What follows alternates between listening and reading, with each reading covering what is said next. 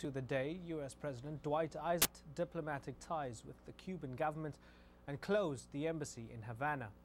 Washington had recognized the new Cuban government led by Fidel Castro in 1959, soon after the Batista government was overthrown. But land reforms and the nationalization of U.S.-owned interests led to the move. That was later followed by the embargo, which continues to this day. Well, we're joined by Larry Luxner, who's the editor of Cuba News. Thanks a lot for joining us, Nice to be Larry. here. Thank you. The Soviet Union's gone, the Cold War is over. Isn't this embargo on Cuba 50 years on quite pointless and irrelevant at this moment in time? A lot of people do say that.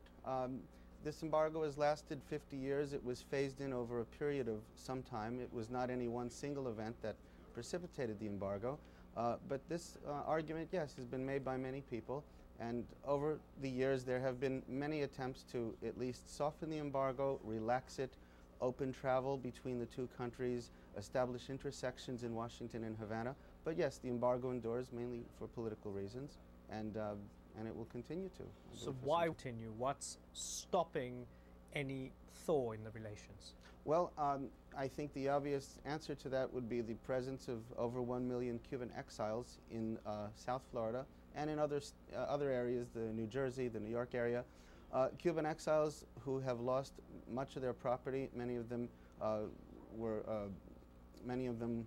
fled the communist regime, and they have very strong feelings, and they vote, and many of them are powerful in Washington, and they're adamantly opposed to any kind of resumption of ties, lifting the embargo, or even ending the travel ban.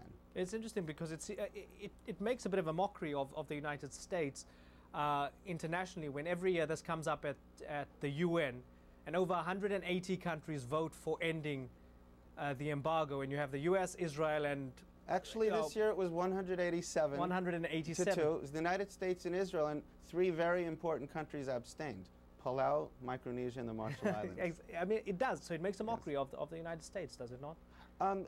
Yes, you could argue that. You could also argue that the United States is the only country that is upheld, et cetera, et cetera. And the feeling is that, yes, the United States is alone on this issue, essentially alone in the world. Cuba has established relations with something like 160 countries around the world.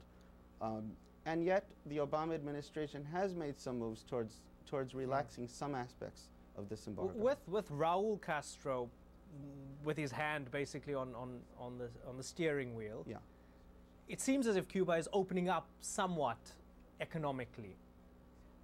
Is that not the best opportunity for the United States to relax the embargo? Because there would be immense economic benefits for both sides, wouldn't there? I think, yes, there would be, and I think we have to look at both Washington and Havana and not forgetting Miami in the middle. It's true that Raul has made some significant economic reforms, but not political reforms. So yes, 500,000 state workers will have lost their jobs. Another 800,000 are slated to lose their jobs. At the same time, private sector is opening up for small business. There are large numbers of categories of self-employed people that never, at the same time, politically, there is no real reform. There's no free elections.